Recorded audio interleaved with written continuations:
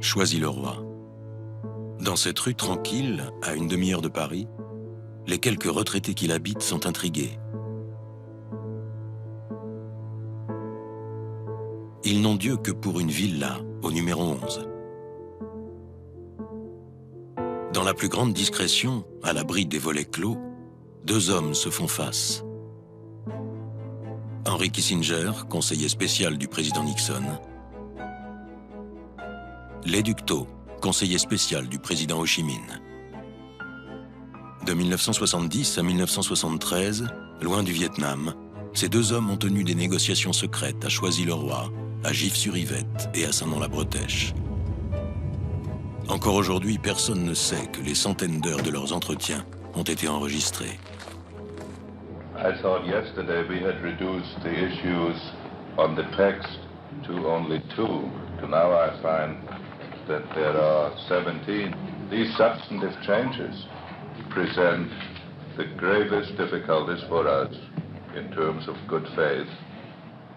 Thế còn một vấn đề nữa đó là cái hiệp định tuy còn hai vấn đề lớn nhưng mà trong cái hiệp định của chúng ta đó thì những vấn đề hiểu biết đơn phương ấy nó cũng rất là hiểu biết ấy, nó cũng rất là quan trọng, nó liên quan đến hiệp định. Mà đối với cái chương này thì cái chữ đối với chúng tôi là quan trọng nữa. Tous les opposent. Leur culture, leur idéologie, leur parcours. Ils sont en guerre. Comment vont-ils faire la paix? Enfin, écoutez, souhaitons que ça s'arrange pour le mieux.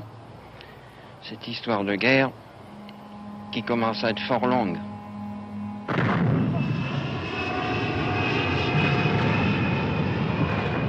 Une guerre qui dure depuis plus de 10 ans, menée par la première puissance mondiale contre un petit pays de paysans pauvres. Face à l'acharnement américain, le Vietnam fait preuve d'une résistance déterminée. Incapable de gagner la guerre, chaque camp veut contraindre l'adversaire à négocier la paix à son avantage. Mais chaque avancée de ces négociations est freinée par le régime pro-américain du Sud-Vietnam, en pleine dérive face à une forte opposition politique et militaire, les échéances électorales aux États-Unis et plus globalement par l'équilibre fragile des rapports Est-Ouest en pleine période de guerre froide. De ces négociations dépend le sort de tout un peuple.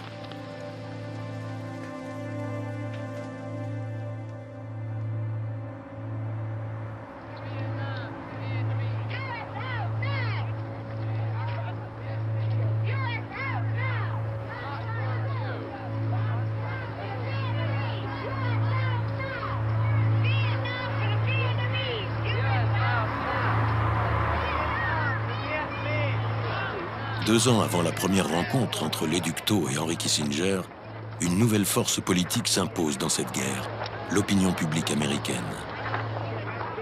Mais pas seulement, le monde entier réclame la paix et exige le retrait des troupes américaines au Vietnam. Fin mars 68, la situation militaire s'aggrave. L'armée américaine est en difficulté. Le président Johnson choisit de négocier avec le Nord-Vietnam. 2 mois plus tard, les pourparlers qui s'engagent à Paris entre le ministre nord-vietnamien Xuan Thuy et l'ambassadeur américain Avril Harriman s'avèrent rapidement inefficaces. Il leur faut 8 mois pour décider qui doit s'asseoir autour de la table de conférence. Car au Vietnam, sur le terrain, 4 forces armées s'affrontent, réparties en 2 camps. Le Nord-Vietnam, capitale Hanoï, est un État communiste présidé par Ho Chi Minh. Le père de la lutte pour l'indépendance du Vietnam s'est vu imposer par les accords de Genève en 1954 la séparation de son pays en 2 par une ligne de démarcation au 17e parallèle.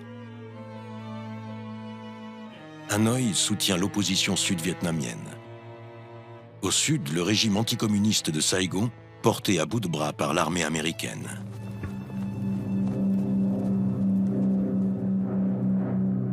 Pour cette Amérique qui se prétend shérif du monde, l'enjeu est d'endiguer la montée du communisme, la stopper au 17e parallèle. Depuis l'arrivée au pouvoir de Mao Tse-tung en Chine, suivi de la Corée du Nord, puis du Nord-Vietnam, les Américains craignent un phénomène de contagion.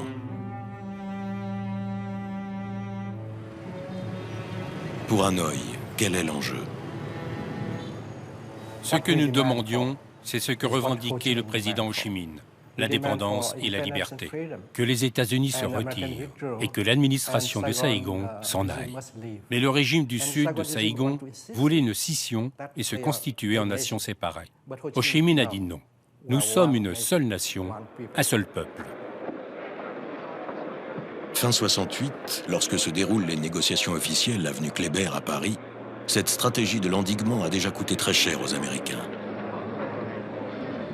Les GIs, démoralisés, ne croient plus en une victoire militaire face à un ennemi aussi insaisissable qu'un poisson dans l'eau. Désormais, pour Washington, l'objectif est de sortir ses troupes de ce bourbier, la tête haute. L'autre force à la table des négociations, c'est le pouvoir à Saïgon. À sa tête, il y a le général Nguyen Van Thieu, qui est totalement dépendant du soutien des États-Unis. Thieu est inquiet. L'Amérique ne va-t-elle pas l'abandonner sur l'autel de la paix? Il commence alors à manœuvrer pour saboter les négociations et devient pour les Américains un partenaire encombrant.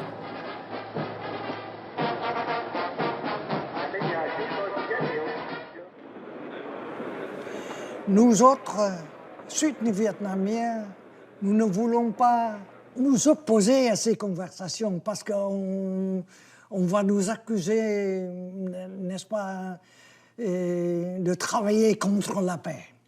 Mais nous avons dit aux Américains qui commençaient la conversation avec les Nord-Vietnamiens que l'avenir du Vietnam dépend des Vietnamiens et non pas des Américains.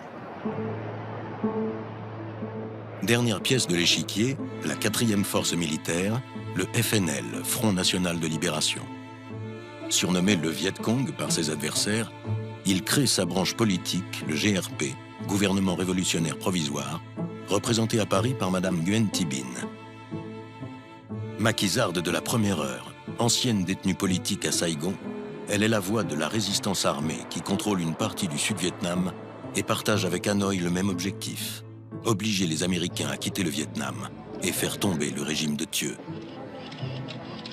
Nous voulons ce que nous appelons négocier tout en luttant. Une sorte de tactique. Nous devons lutter sur les 3 fronts. Le front militaire, politique, mais aussi diplomatique, pour essayer d'apporter plus de force à notre combat. Comme chaque parti campe sur ses positions, les négociations s'enlisent. Les journalistes disaient que ce sont les discussions entre les sourds, parce que chacun déclarait sa position. Et après un court échange de critiques, et voilà. Pendant 3 ans, c'est toujours presque la même chose. Cette fois-ci, comme la séance dernière, il n'y a rien de nouveau. Le nouveau président américain, Richard Nixon, propose alors à Hanoï de négocier secrètement. À Paris, le 5 août 1969, Henry Kissinger, conseiller de Nixon, et Xuan Thuy, ministre nord-vietnamien, se rencontrent dans un appartement rue de Rivoli. Celui qui les accueille n'est autre que Jean Sainteny, ancien délégué général de France à Hanoï. Le gouvernement américain, plus exactement le président Nixon et son conseiller, ont senti que les négociations de l'avenue Kléber s'enlisaient et qu'il fallait, parallèlement à ces conversations, avoir des contacts plus directs, mais qu'il fallait que ces contacts soient aussi discrets, pour ne pas dire secrets que possible. Et ils m'ont demandé de les organiser, ce qui a été fait. Le secret, clé de voûte de la négociation. Pour ces diplomates de l'ombre, ils permettent de manœuvrer, marchander, menacer, deviner le jeu de l'adversaire, anticiper les enjeux politiques et militaires. Le huis clos libère la parole sans avoir de compte à rendre à des partenaires encombrants. car tant que le secret est gardé, ce qu'ils négocient n'engage qu'eux-mêmes. Henry Kissinger et l'Éducto sont de fins diplomates, entraînés dans une partie d'échecs où le chronomètre tourne cruellement.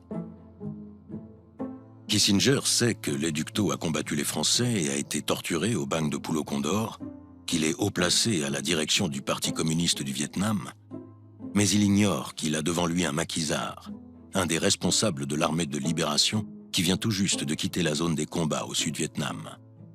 L'Éducto, quant à lui, connaît le parcours de Kissinger.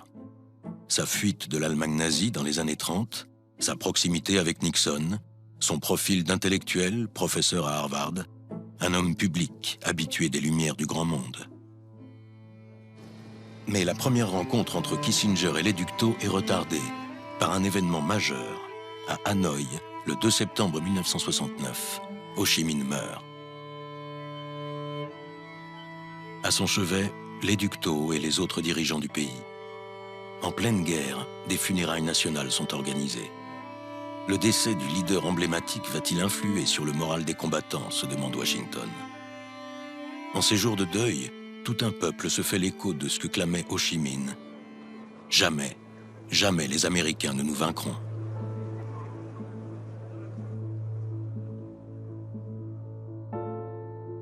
« 21 février 1970. Première séance secrète entre l'Éducto et Henry Kissinger.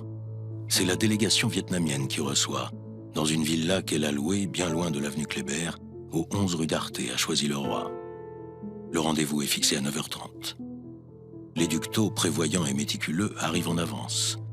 Henry Kissinger et ses 4 collaborateurs, confiants, sont sur place à l'heure dite. C'est la première fois que l'Éducto et Kissinger se sont rencontrés. On serre à la main. Et puis ensuite, on échange, n'est-ce pas, quelques mots de courtoisie protocolaire. Ils sont 10, interprètes compris, autour d'une grande table rectangulaire.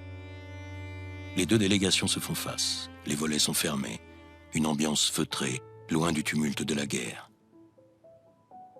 Les 2 hommes se jaugent. Dans les réunions secrètes, on parle des questions, le mot que Henry Kissinger a utilisé, des questions substantielles. Cette première réunion va durer presque 6 heures. Il est 9h40. Le compte à rebours des négociations secrètes commence. L'Éducto dit sa méfiance dans la loyauté des Américains. Vous parlez de paix, mais vous faites la guerre. Nous sommes méfiants car nous avons souvent été trompés. En 1945, nous avions signé un accord avec les Français, mais ils nous ont envoyé les troupes. 9 ans plus tard, nous avons conclu un accord à Genève qui sera déchiré à peine signé. Je me demande donc si votre bonne volonté est sincère. Je vous propose de nous parler franchement. Pendant ces 10 ans de guerre, vous avez dépensé beaucoup d'argent sans rien gagner en échange. Je ne comprends pas. Quel est votre intérêt à continuer cette guerre? Dans son compte-rendu à Nixon, Kissinger se permet une note optimiste. Nous sommes en total désaccord sur des points majeurs, Monsieur le Président, mais cette première rencontre reste positive. Après le déjeuner, pris chacun de son côté, la discussion reprend. L'Éducto aborde longuement plusieurs points. Le retrait des troupes américaines du Sud-Vietnam. Alors, on règle la question de l'administration de Saigon. Ensuite, la question des troupes nord-vietnamiennes qui sont au Sud-Vietnam. Et ensuite, la question de la zone démilitarisée. Kissinger fixe une priorité pour la prochaine rencontre. Notre premier objectif est d'arriver à un accord de réciprocité. Nous retirons nos soldats du Sud-Vietnam et vous rapatriez les vôtres au Nord-Vietnam, ainsi que vos troupes présentes au Cambodge et au Laos. Les 2 hommes se retrouvent en mars et avril 1970. Pour l'Éducto, il est évident que l'envoi de troupes américaines au Vietnam est illégal. Kissinger réplique que la présence de l'armée du Nord-Vietnam au sud est aussi illégale et pose une condition. « Je retire nos troupes seulement si vous retirez les vôtres, monsieur le conseiller spécial. » L'Éducto ne cède pas. Il le dit, le répète sans cesse. « Monsieur le conseiller spécial, nous sommes chez nous. C'est une affaire entre Vietnamiens, c'est vous l'agresseur. » À peine un mois plus tard, une nouvelle attaque américaine met fin aux pourparlers entre les deux hommes.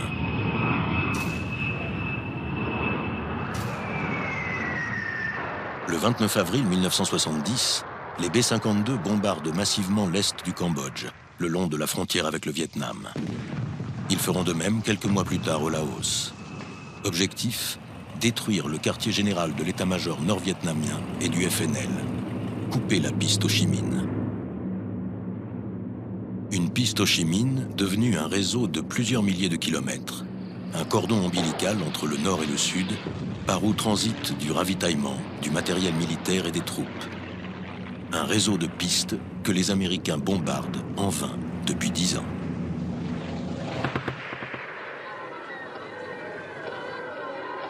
L'intervention au Cambodge provoque d'importantes manifestations d'indignation, violemment réprimées par la garde républicaine. Sur le campus de Kent State, 4 étudiants sont tués. Sans le mouvement pacifiste, il n'y aurait pas eu de négociations à Paris. Le mouvement anti-guerre a atteint son apogée en 1968 avec la marche du Pentagone. Une marche massive avec des dizaines de milliers de gens amassés autour du Pentagone et du bureau d'état-major. Cette marche a eu un grand impact dans le pays, car elle a prouvé qu'il existait un vrai pouvoir de protestation.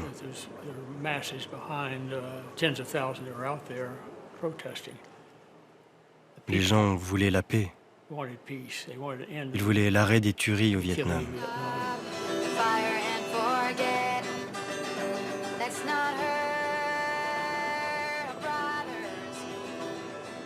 Conscient de la puissance du mouvement pour la paix, Nixon avait démarré son mandat en 1969 par un plan de désengagement de l'armée américaine.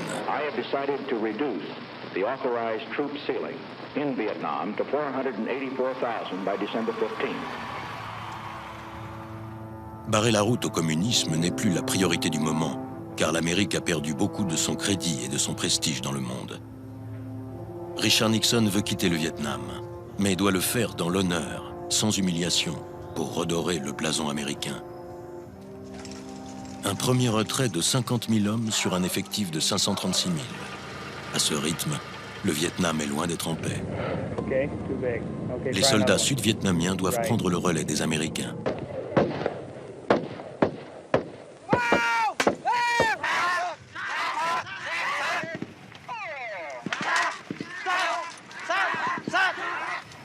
Objectif, en 3 ans, recruter 400 000 hommes, les équiper, les entraîner. Créer de toutes pièces la plus grande force militaire du sud-est asiatique.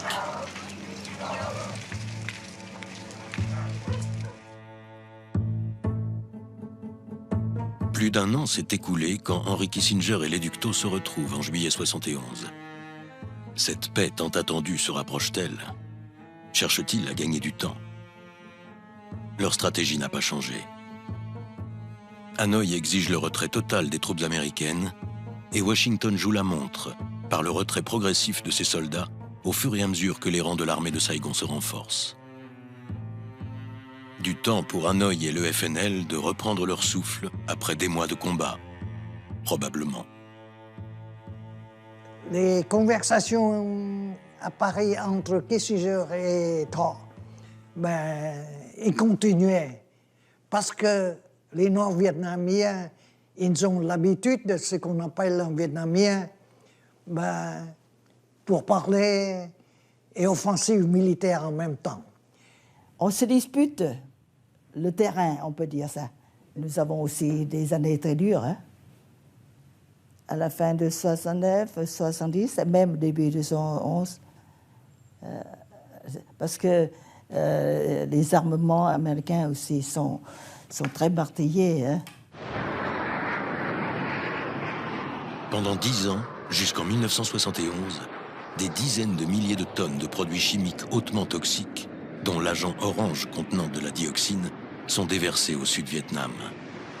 Nom de code, Ranch Hand, ouvrier agricole. Objectif, détruire la végétation pour tuer l'ennemi qui s'y dissimule. Mais les victimes sont aussi des civils, Hommes, femmes, enfants. La science au service de l'indicible. Une technique d'épandage méthodique, systématique. La plus longue des guerres chimiques que le monde ait connues. Un écocide. Encore aujourd'hui, la dioxine sème la mort, handicap, meurtri. À Paris, les négociations stagnent, la paix s'éloigne. Aucune rencontre n'a lieu entre l'automne 71 et le début de l'année 72. Nixon se rend à Pékin. C'est la première visite d'un chef d'État américain sous le régime de Mao. Puis Moscou. L'heure est au réchauffement des rapports Est-Ouest. Un moment historique pour l'équilibre et la paix mondiale. L'occasion pour Nixon et Kissinger de demander aux Chinois et aux Soviétiques de réduire l'aide militaire apportée à leurs alliés nord-vietnamiens et de faire pression sur eux. Dites-leur de faire des concessions. Ils ne seront pas entendus. Nous avons reçu, n'est-ce pas, les armes lourdes de l'Union soviétique, et puis les armes légères, et puis surtout les logistiques de la Chine.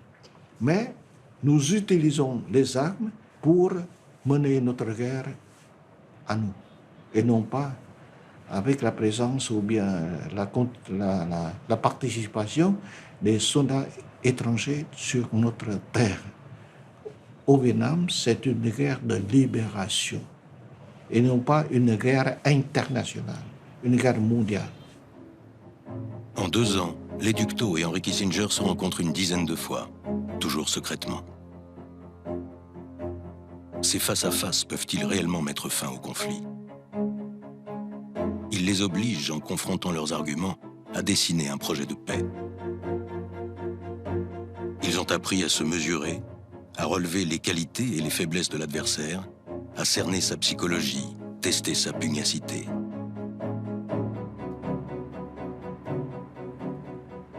D'après moi, Kissinger est un homme très intelligent, beaucoup d'humour, un homme, n'est-ce pas, qui a beaucoup d'expérience dans les négociations, mais un homme de manœuvre et un homme impassible. J'ai développé beaucoup de respect pour les ducs Tho. Il était le représentant d'un petit pays négociant avec une superpuissance. Sa stratégie était de nous décourager et de nous donner peu d'espoir de trouver une solution, hormis celle qui lui convenait. Il l'a fait avec beaucoup de discipline, de dignité et de politesse. Et une grande maîtrise de son sujet.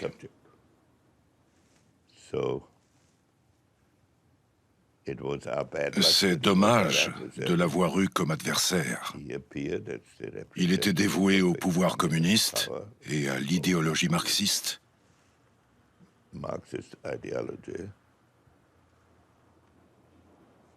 Et il avait le mouvement pacifiste américain à ses côtés. Il pensait qu'il avait du temps. Nous avons essayé de résister plus longtemps que lui. Eh bien, les dictateurs, il se bat. Il se bat aussi de façon très courageuse, mais aussi très intelligente. C'est pour ça qu'on me dit qu'avec M. Kissinger, qui est un homme très sûr de lui-même, et peut-être un peu vaniteux, doit quand même, devant le dictateur, il doit, peut-être que, je ne sais pas si j'emploie le mot correct, mais il doit se plier.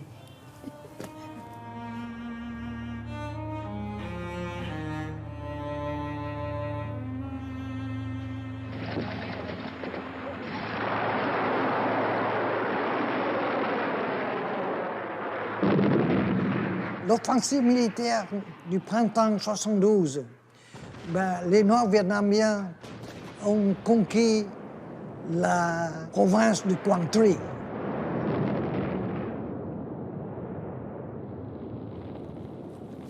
Pour la première fois depuis les accords de Genève en 1954, l'armée nord-vietnamienne prend le risque de franchir la ligne de démarcation du 17e parallèle. Objectif, la chute de Saigon, et prouver qu'il ne recule devant aucun obstacle pour chasser les Américains hors du Vietnam.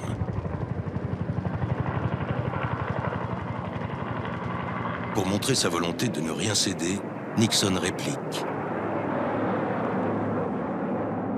Après 4 ans d'interruption, les B-52 reprennent en avril 72 la direction du Nord-Vietnam, bombardent les ports, la banlieue de Hanoï, mais aussi le soubassement des digues pour provoquer leur destruction. Ramsey Clark, ancien procureur général sous Johnson, se rend sur place avec une délégation de militants américains pacifistes pour constater les dégâts. Nous sommes restés 2 semaines pendant les bombardements des digues du Nord. En août 72, la cible principale était le système de contrôle de l'eau pour l'agriculture. L'objectif des bombardements était d'anéantir l'habileté du pays à contrôler les niveaux d'eau et la culture du riz, de détruire les récoltes, afin d'empêcher les soldats de manger et de poursuivre la guerre.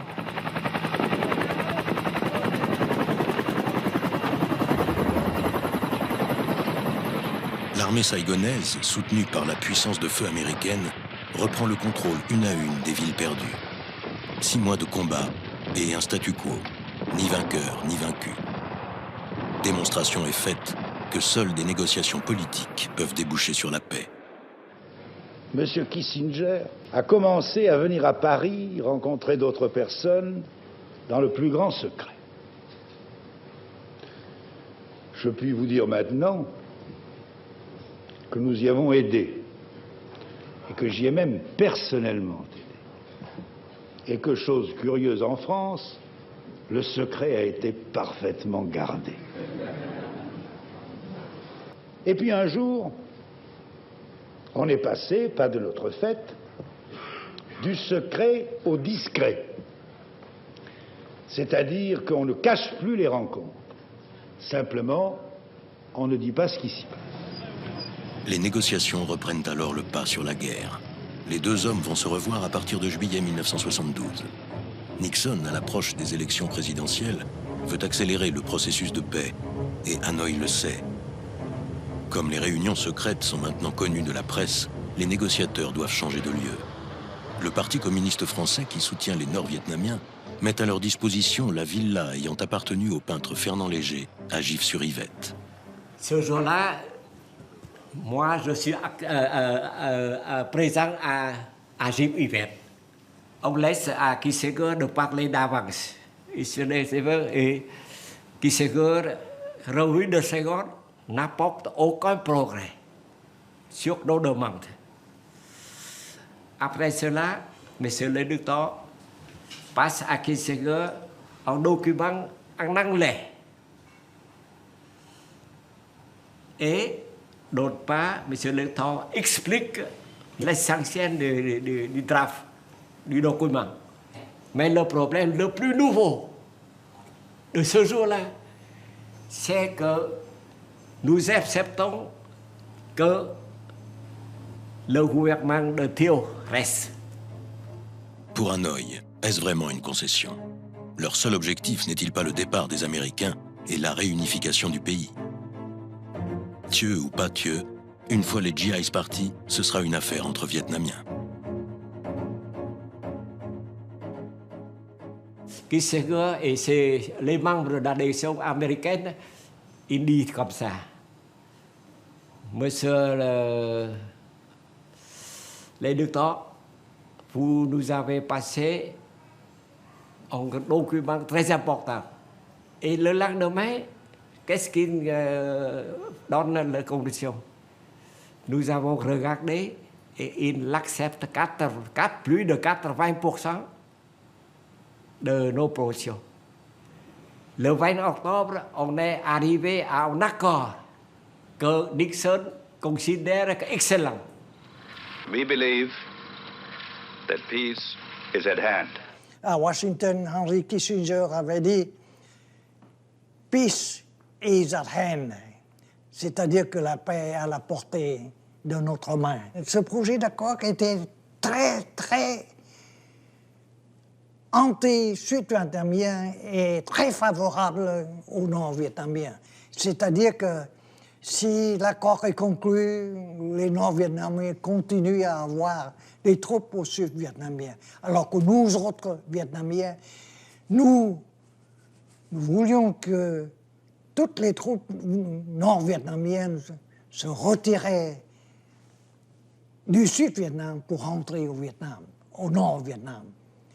Le projet d'accord négocié par Kissinger ignorait cette question. Pour le Sud-Vietnam, c'est une question de vie ou de mort. When I see so many tombs, so many sacrifices for the freedom and liberty of Vietnam, I reaffirm again that the whole people of South Vietnam will resist again any peace which demands the rendition of South Vietnam and which will give the South Vietnam to the communist aggressors. People are calling you the obstacle to peace, Mr. President. When it's a just peace, a guaranteed peace, there's no one single obstacle in Vietnam. There will be not only one Thieu, but 7.5 million Thieu who are against that.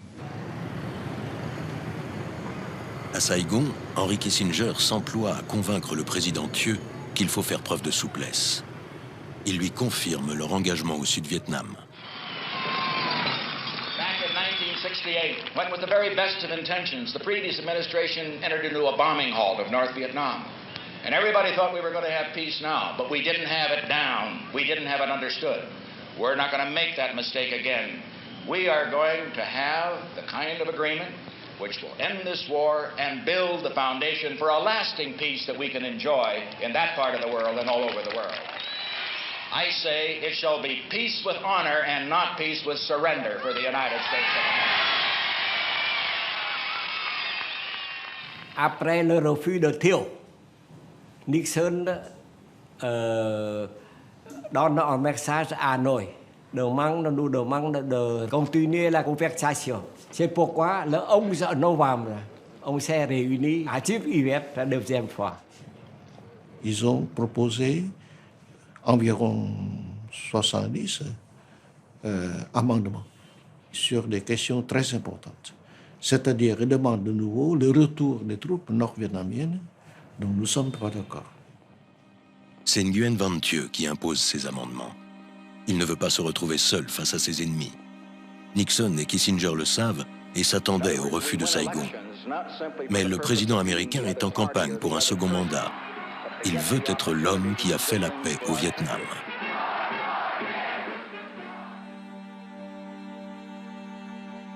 Courant novembre, les deux négociateurs se rencontrent.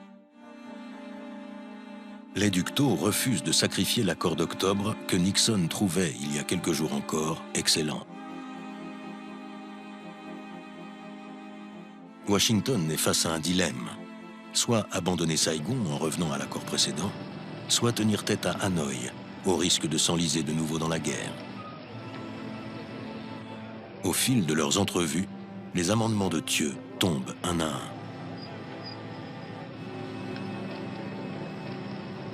Début décembre, il ne reste plus qu'un point important à régler. C'est le problème du 17e parallèle. Kissinger propose un compromis. Le 17e parallèle qu'il voulait infranchissable pourrait être ouvert au passage des civils. Ce point crucial ne devrait plus être un problème. Parce que nos troupes sont au-delà, 20 km à l'autre côté, déjà au Sud-Vietnam. Les Duc Tho transmettent la proposition de Kissinger à Hanoï, qui, contre toute attente, la rejette. Les Duc Tho dit à Kissinger, il faut que je regagne Hanoï et prendre les consultations de notre gouvernement. Les Duc Tho a pensé que la conversation suspendue, les arbitres pourraient faire quelque chose d'important, quelque chose de dangereux. He was told several times by me. Je lui avais dit de manière personnelle et formelle que des mesures drastiques étaient envisagées. Je n'avais pas précisé lesquels. J'ai maintenant des raisons de croire, d'après les documents publiés par la suite, qu'il a recommandé d'accepter nos propositions, mais que le Politburo ne l'a pas suivi. We still have 2 outstanding issues on the agreement. You will be back in Hanoi when? Tôi 15 đi thì 15, 16, 17, 18 thì tôi về đây. Người kia là 15. So today we should reduce the number of issues that remain to the minimum necessary, so that we do not have to send messages that are too long. We will communicate with you after you are back in Hanoi, or you communicate with us, and then we can decide whether we can settle it by messages or whether we should meet again. 18th, you'll be back in Hanoi, so you'll be able to celebrate Christmas with your family. Chúng tôi thì Việt Nam không có cái tục ăn Noel đâu.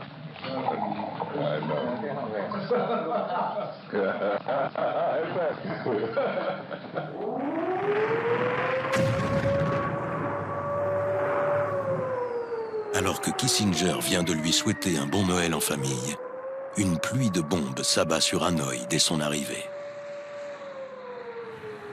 Et tout de suite, les Américains commencent les bombardements à Hanoï pour intimider, n'est-ce pas, les dictateurs.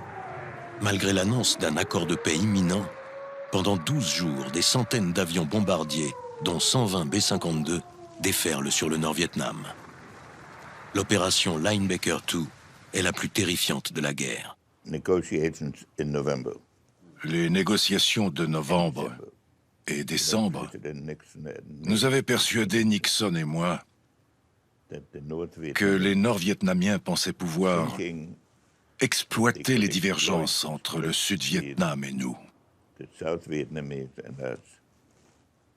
Ils ont prolongé les négociations en utilisant tous les points techniques possibles. Et pour la première fois dans nos discussions, ils se sont comportés avec insolence, en nous faisant des propositions qu'ils savaient absurdes. Nous avons donc décidé qu'il fallait leur démontrer qu'ils avaient dépassé les limites, et nous avons lancé des actions militaires. Ce que Kissinger ne dit pas, c'est que le 13 décembre, lors de son dernier face-à-face avec les Ductaux, il savait déjà, grâce à un téléx reçu la veille de Washington, que ces bombardements auraient lieu. Le 14 décembre, Nixon et lui anticipent les répercussions désastreuses sur l'opinion publique. Ils cherchent déjà des justifications politiques.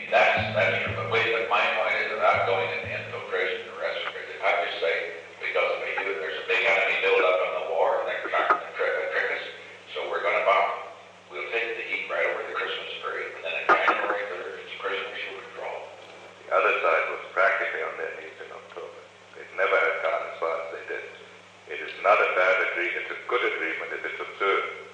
If it's observed, the other side will be forced to withdraw. What we have to do, though, is to convince them that we are not easily pushed around. If we cave now, the agreement will be unenforceable, and we will have signed something that the government will make. And remember, we're going to be around and outlive our enemies. And also, never forget, the press is the enemy. The press is the enemy. The press is the enemy. The establishment is the enemy. The professors are the enemy. The professors are the enemy. Write that in the blackboard 100 times and never forget it. Linebacker II fera des milliers de morts et de blessés parmi les civils. Pour les pilotes, une seule exigence, fire and forget, tire et oublie. Il tombera en 12 jours, l'équivalent de toutes les bombes larguées sur le Nord-Vietnam depuis 10 ans. Objectif, affaiblir plus encore le Nord-Vietnam pour donner le temps à Thieu de renforcer son régime sans les Américains. Et pour Nixon et Kissinger, quitter le Vietnam, la tête haute. Au troisième jour de l'offensive Linebacker II, Washington adresse un message à Hanoï. Si reprise des négociations, stop. Sommes prêts à arrêter bombardement, stop. Mais Hanoï ne répond pas. Il ne faut pas accepter trop vite pour donner une impression que nous sommes très pressés de cela.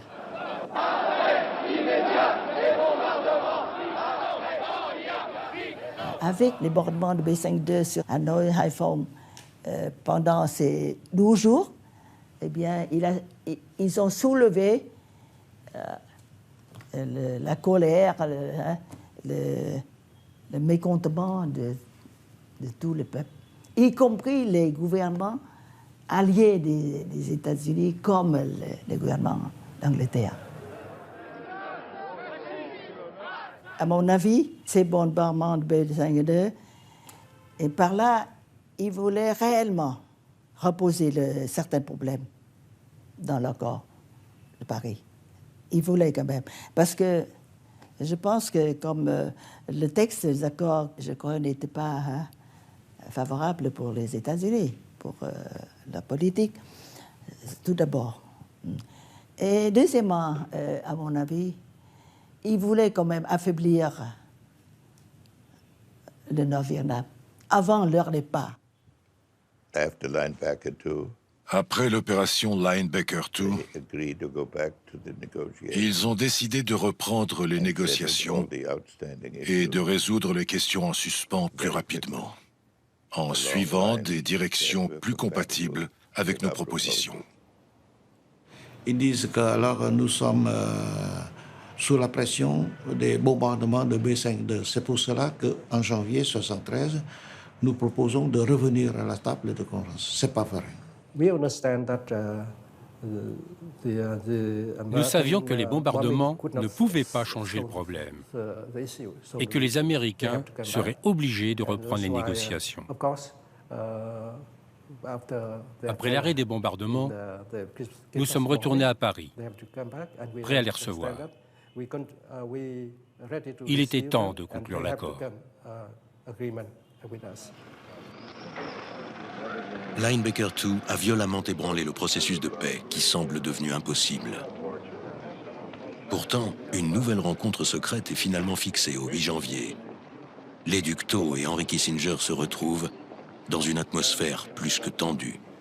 Alors quand Kissinger vient, Schiff se rivette, on ouvre toujours la porte. Il y a quelqu'un qui est sorti de la maison pour lui indiquer à entrer dans la salle de réunion. Mais ce jour-là, il n'y a personne. Ce jour-là, nous laissons la porte presque fermée. Les deux parties ne se serrent pas la main et ne parlent rien. Et les deux Tho commencent son discours. Alors, d'une manière très logique, très calme, mais avec un ton très fort.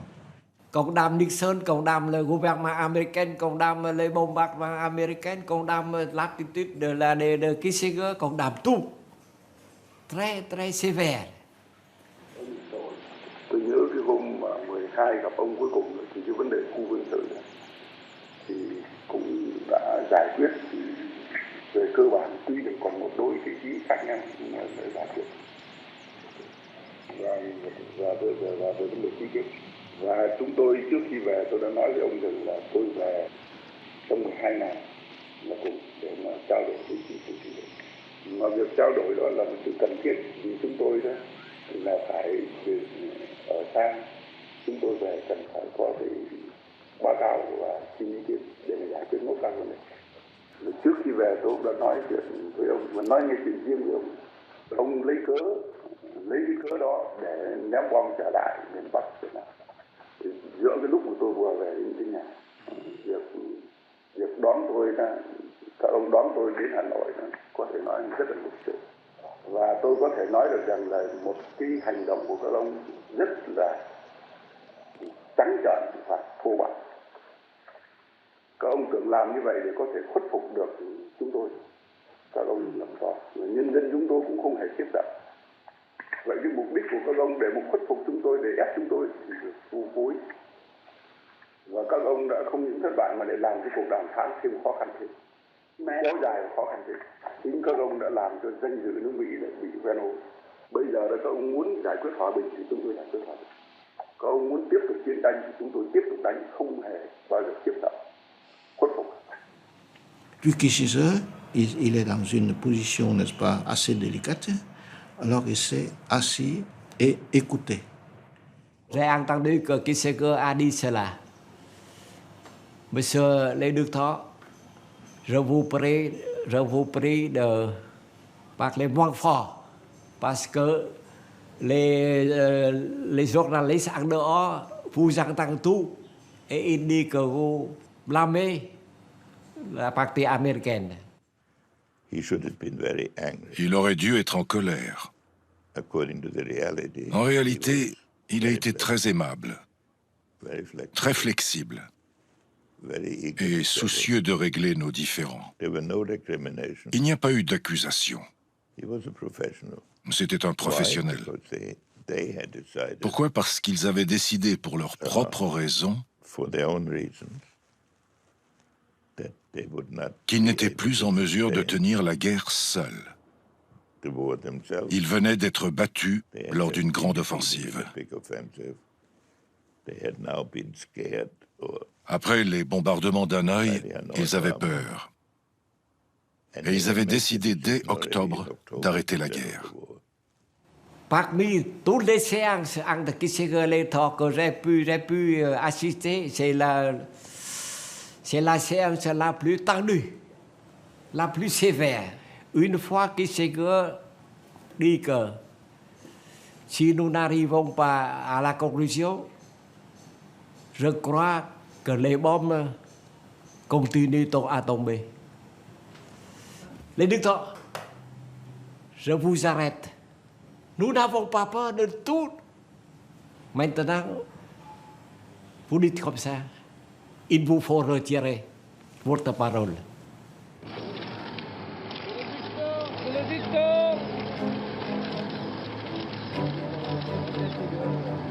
Une dernière réunion a lieu le 13 janvier 1973 à Saint-Nom-la-Bretèche, où les derniers détails de la paix sont réglés.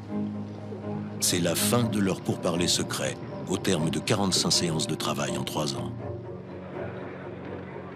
L'accord qu'ils paraphent le 24 janvier avenue Kléber à Paris est quasiment le même que celui d'octobre 1972, que les Américains, sous la pression de Thieu, avaient voulu renégocier.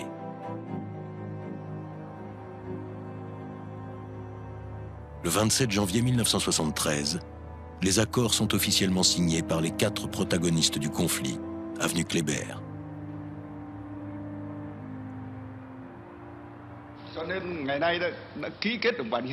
Naturellement, avec la signature de l'accord, le peuple vietnamien manifeste une joie immense et en même temps une grande fierté. Vous dites que les Nord-Vietnamiens étaient très contents car ils ont eu ce qu'ils voulaient. Ce n'est pas mon point de vue. Ils n'ont pas obtenu le renversement de Thieu qu'ils réclamaient depuis 4 ans, ni l'arrêt du ravitaillement militaire au Vietnam. Qu'est-ce que les Américains ont obtenu de la part des Nord-Vietnamiens, sauf le retour des prisonniers? Et c'est pour cette raison que les Nord-Vietnamiens considéraient que c'était une victoire pour eux. Mais ils ont bien raison de dire qu'à l'égard des Américains, c'était une victoire. Il y a toutes les forces de paix et de justice dans le monde avec nous. Nous sommes vainqueurs ensemble, pas seulement les Vietnamiens. Oui.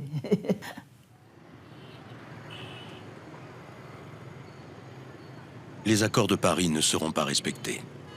À l'évidence, le cessez-le-feu entre le GRP et le gouvernement de Saigon ne pouvait pas tenir.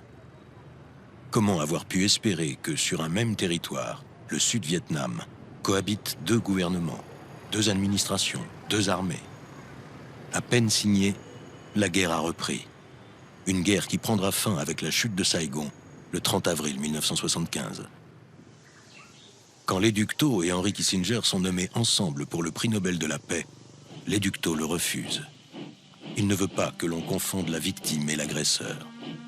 À ses yeux, Kissinger porte une lourde responsabilité dans le bilan dramatique de la guerre.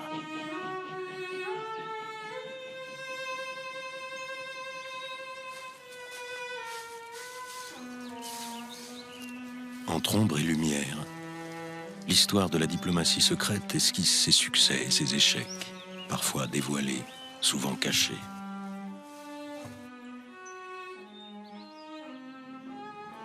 Dans la grande histoire des conflits armés, et ce depuis l'Antiquité, le recours à des négociations secrètes a toujours été la clé du règlement des guerres et des différends entre les peuples.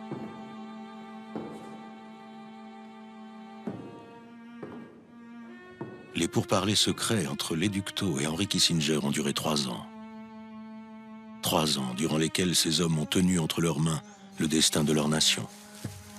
Un lourd fardeau. À chaque coup joué, ils perdent des pièces. Mais celles de leur échiquier sont des hommes, des femmes, des enfants. Entre ombre et lumière, une diplomatie secrète nécessaire. Une guerre des mots où quelques lettres peuvent remettre en cause la paix d'un peuple.